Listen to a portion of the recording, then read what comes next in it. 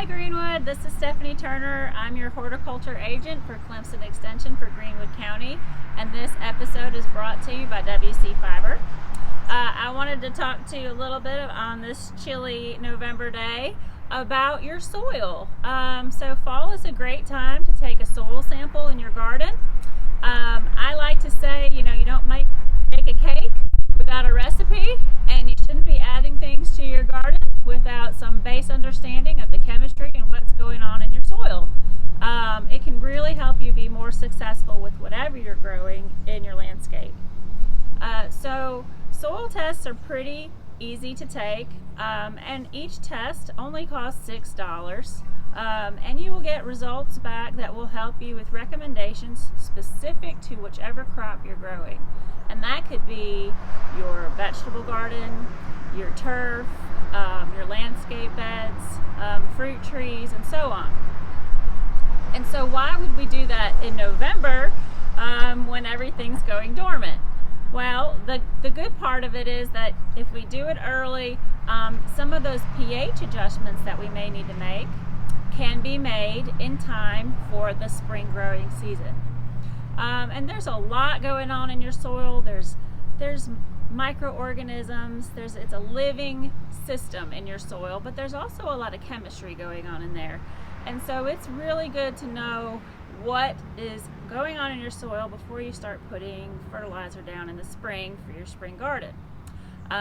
Case in point, we've had several clients this month so far that have come back with results that were too high in phosphorus.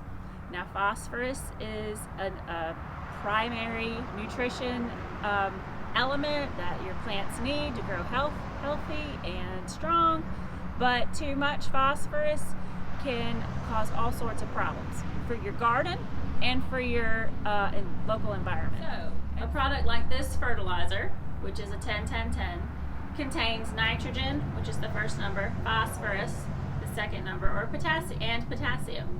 And so if you put this product on your garden year after year, you're adding phosphorus every time you add this product, and you may be building up phosphorus levels in your soil.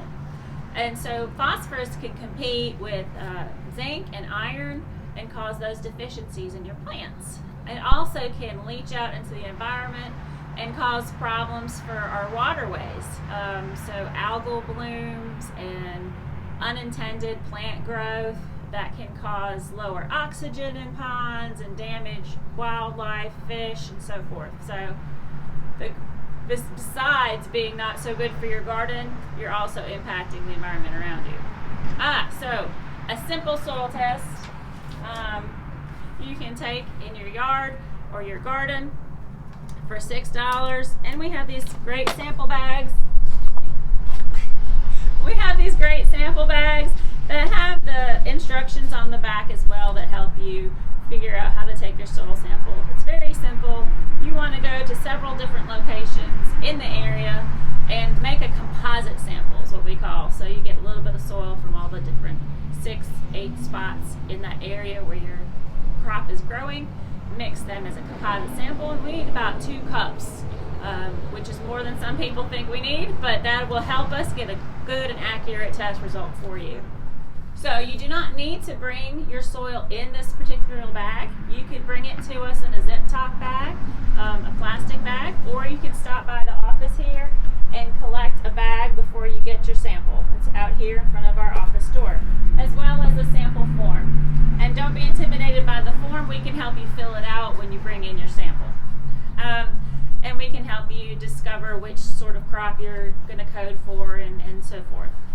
And when you take your sample, if you're going to do for a lawn, you want to go 2 to 4 inches deep, because that's where the root zone is for your lawn.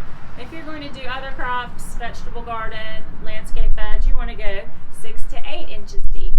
And we'll show you a little sample of how we might take one of those samples from the yard. You don't need any fancy equipment to take a soil sample. You can trowel.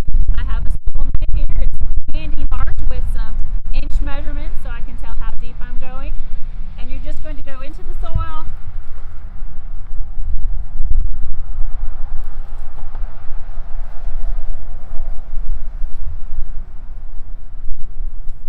And take out a slice like you 2 to 4 inches. For this would be for turf, I'd go 2 to 4 inches.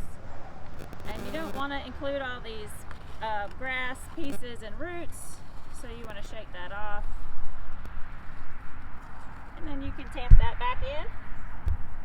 And then I would repeat that process in 6 to 8 different spots in the area that I want to sample. And so our office is located on North University Street, 105